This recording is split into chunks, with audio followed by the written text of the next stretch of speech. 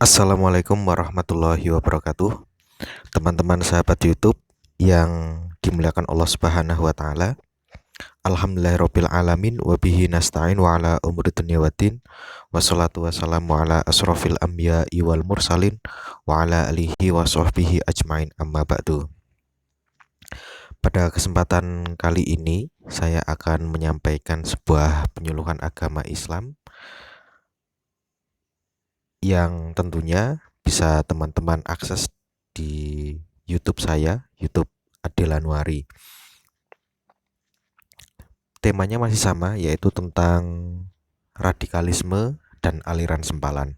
Dan melanjutkan video-video saya sebelumnya bahwa saya membahas tentang konsep jihad. Pada kesempatan kali ini saya akan mencoba membahas jihad dilihat dari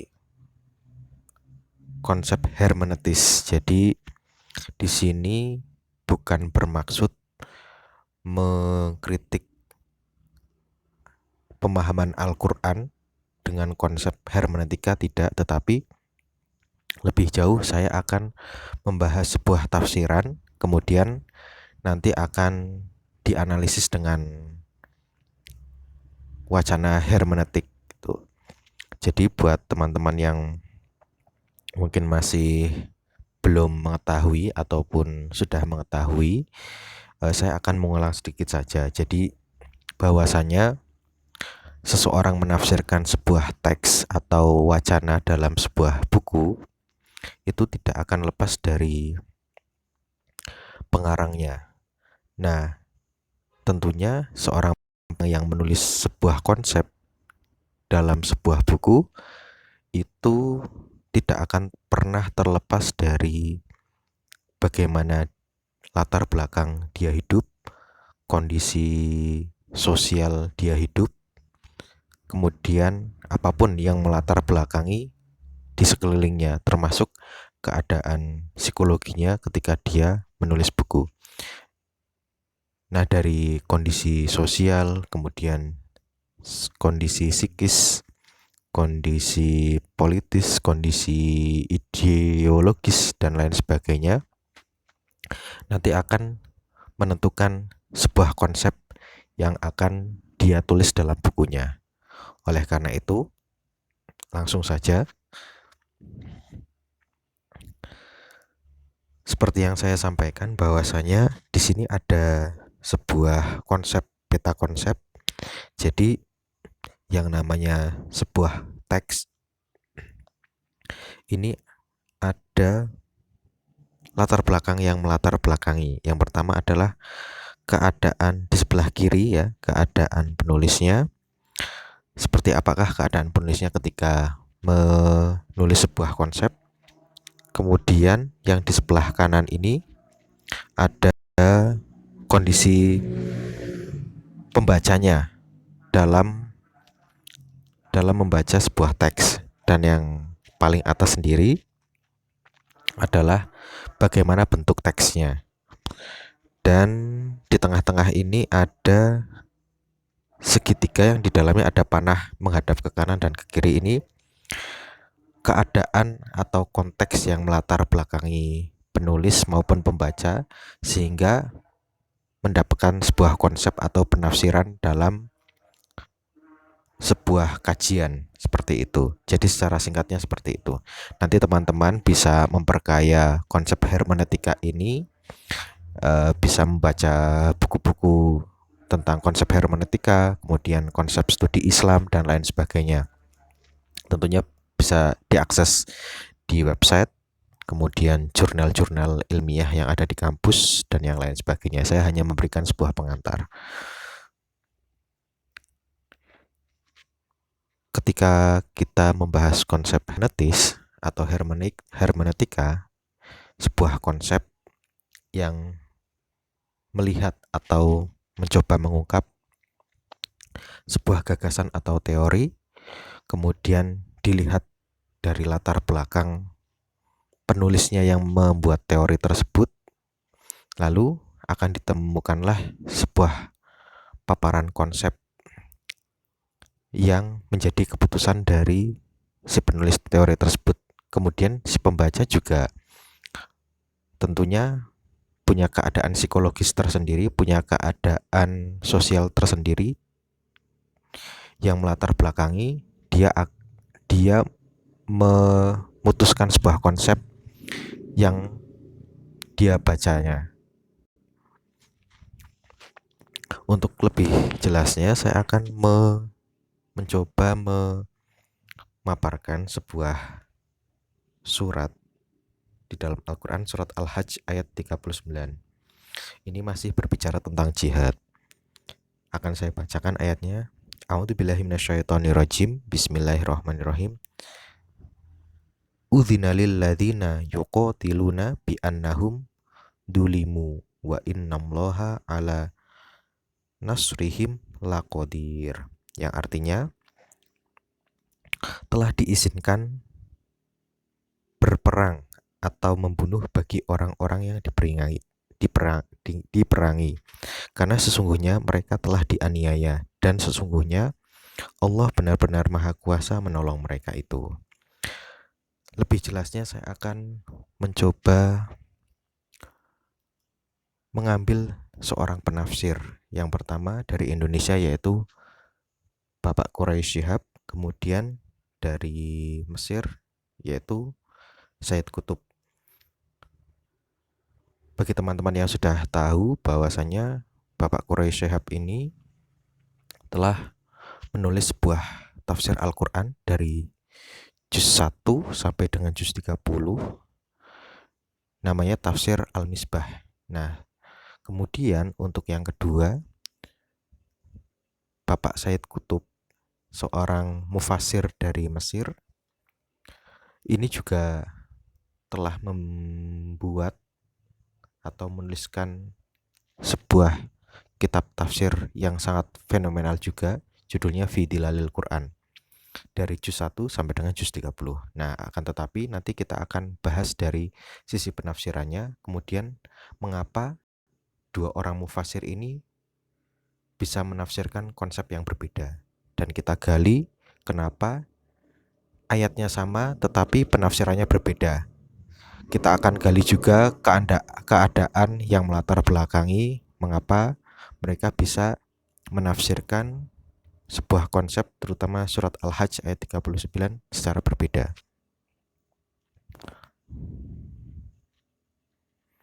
Yang pertama, bahwasanya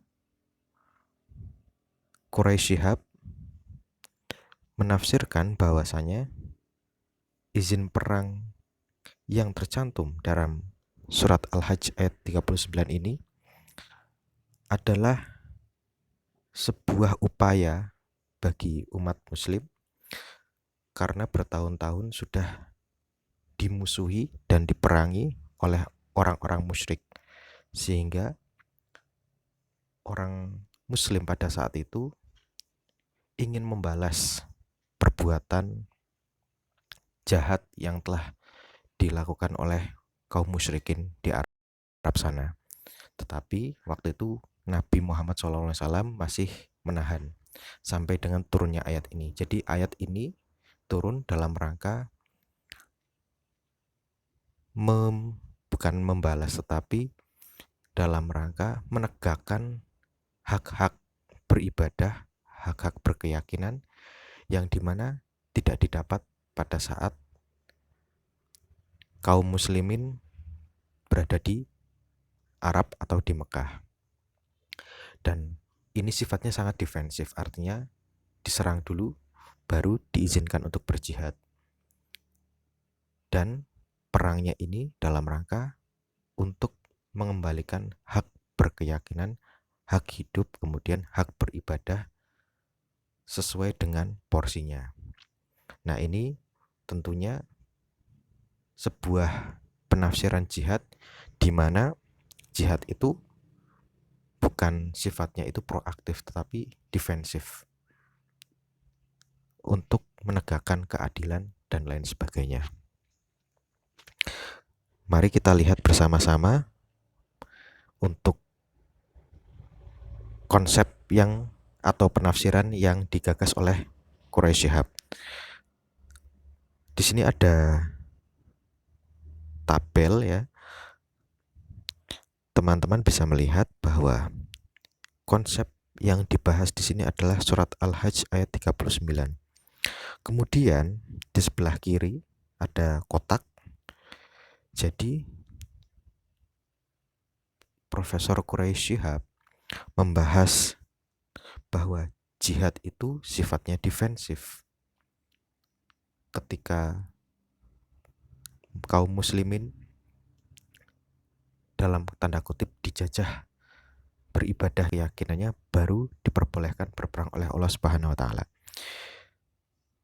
Kenapa beliau bisa berpikir demikian? Karena beliau hidup di Indonesia. Di Indonesia ini pada saat beliau hidup, dari beliau kecil sampai beliau hidup saat ini, beliau hidup di Indonesia, di mana negara yang relatif lebih stabil dalam masalah sistem politik maupun sistem yang lainnya, sehingga tidak banyak sebuah peperangan, entah itu dengan orang lain maupun dengan rezim yang berkuasa pada saat itu, sehingga konsep jihad yang ditawarkan adalah konsep yang defensif.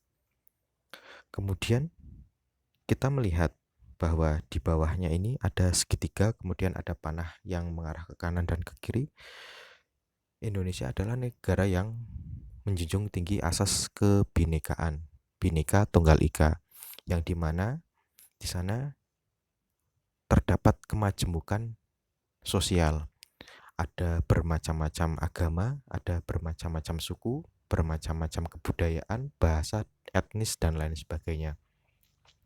Oleh karena itu, jihad yang ditawarkan di sini adalah jihad yang bukan merupakan perlawanan kepada beragamnya suku, beragamnya budaya, dan juga berbagai macam kejemukan yang diciptakan di Indonesia. Oleh karena itu, jihad yang ditawarkan di sini adalah jihad yang sangat defensif. Dan di bagian kanan ini adalah konsep pembaca.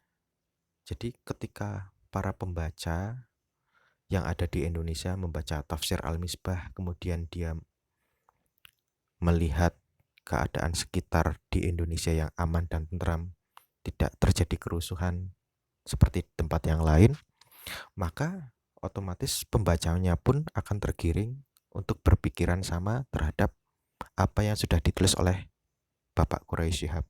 Intinya jihad untuk menegakkan keadilan.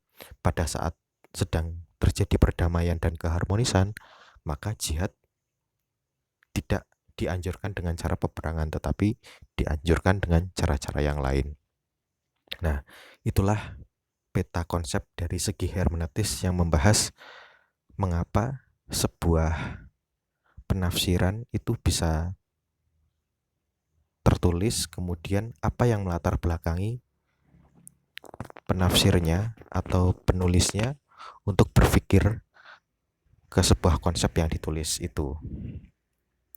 Kemudian kita bandingkan atau kita komparasikan dengan Sayyid Qutb, yang dimana ini adalah seorang pejuang dari Mesir, yang dimana beliau hidup pada saat itu melakukan perlawanan terhadap rezim yang ada di Mesir sana, sehingga terlihat sekali bahwa penafsiran-penafsiran surat terutama dalam masalah jihad yang termaktub dalam surat Al-Hajj ayat 39 ini sifatnya sangat ofensif, karena terlihat latar belakang di Mesir pada saat itu sedang kerusuhan, rezim yang berkuasa tidak sesuai dengan harapannya, dan akhirnya beliau menuliskan sebuah kitab di mana ketika kita melihat konsep jihadnya, konsep jihad yang secara ofensif, yaitu berupaya melakukan peperangan terhadap rezim yang berkuasa ataupun rezim yang dia anggap sebagai rezim yang zalim.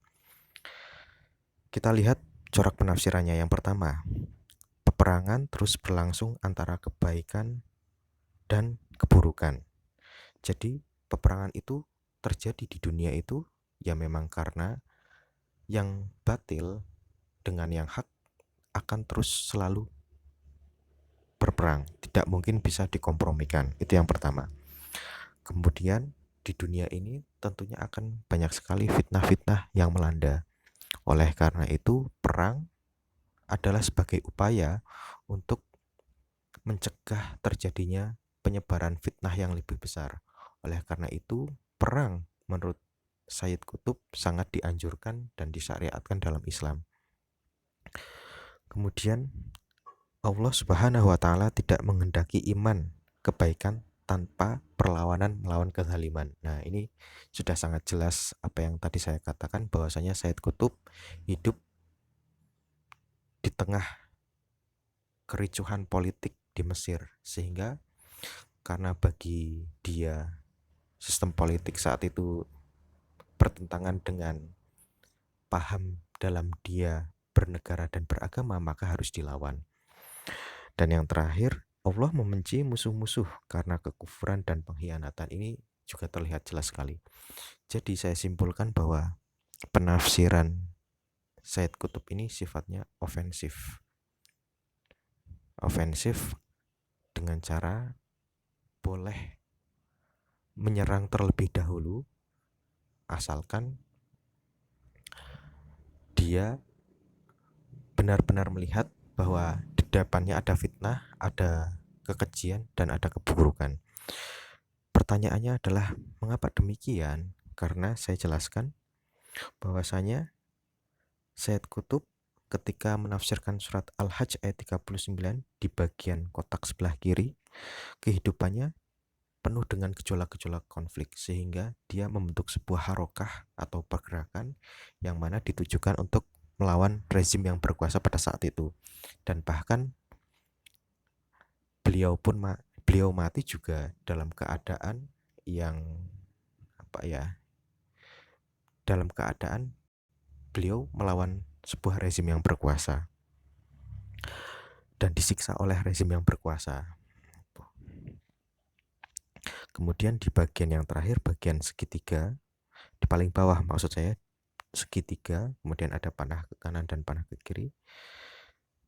Corak tafsir jihad yang digagas oleh Sayyid Qutb ini sifatnya ofensif karena melihat pergolakan-pergolakan yang terjadi di Mesir, sehingga mau tidak mau sifatnya ofensif, kemudian aktif melancarkan peperangan terhadap orang-orang yang patut diperangi.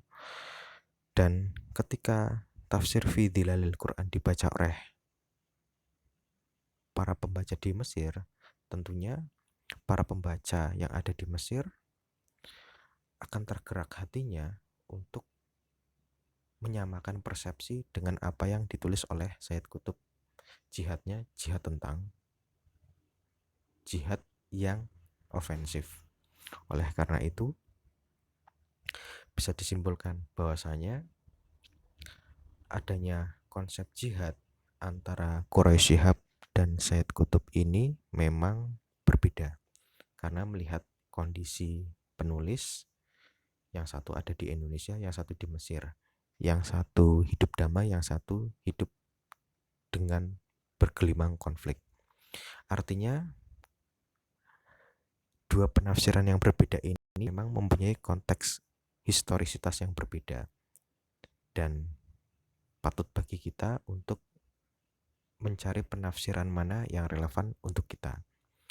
Lalu mungkin sebagian dari teman-teman ada yang bertanya, lantas penafsiran siapakah yang paling benar?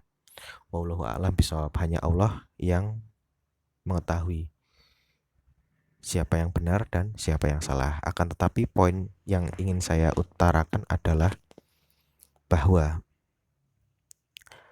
jihad itu, penafsiran tentang jihad itu disesuaikan dengan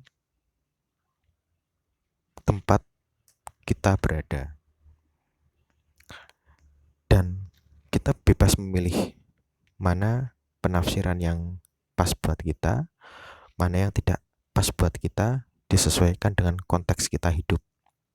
Kalau misalkan kita hidup di negara Indonesia yang damai, maka pilihlah penafsiran yang pas dengan kita. Misalkan penafsirannya Quraisy Shihab. Akan tetapi jika suatu saat Indonesia berada dalam genggaman penjajah, misalkan penjajah-penjajah lagi, maka tidak ada salahnya memilih penafsiran jihad yang bercorak ofensif seperti yang digagas oleh Said Qutb. Karena apa? Karena konteksnya adalah memerangi rezim yang berkuasa, rezim yang zalim, rezim yang diktator, rezim yang melakukan invasi kekuasaan dengan cara-cara yang tidak benar. Nah, itu poinnya adalah di situ. Jadi bukan permasalahan siapa yang benar dan siapa yang salah, tetapi manakah yang paling pas dengan kehidupan kita.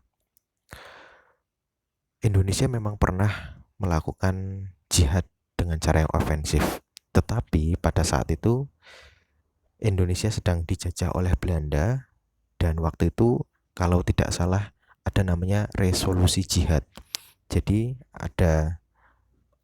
seorang ulama, beberapa ulama yang ada di Indonesia mengungkapkan bahwasanya jihad melawan penjajah adalah bisa, dan siapa yang mati melawan penjajah maka dia matinya mati syahid.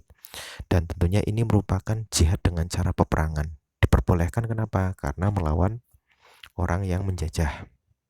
Dan pada saat itu dengan adanya resolusi jihad, kaum-kaum santri, kaum-kaum berpeci yang ada di pondok pesantren tergerak hatinya untuk ikut serta melaksanakan jihad, membantu para tentara Indonesia untuk melawan penjajah. Nah, ini diperbolehkan. Kenapa? Karena konteks saat itu sedang berperang. Tetapi ketika sedang damai seperti saat ini, maka yang dilakukan adalah jihad dengan cara selain berperang. Dan tentunya jihad harus dilakukan secara produktif, jangan sampai kontraproduktif, bertentangan dengan nilai-nilai jihad itu sendiri. Mungkin itu saja yang bisa saya sampaikan, mudah-mudahan bermanfaat. Wallahu a'lam bishawab. Kita bertemu lagi di video saya selanjutnya. Terima kasih. Assalamualaikum warahmatullahi wabarakatuh.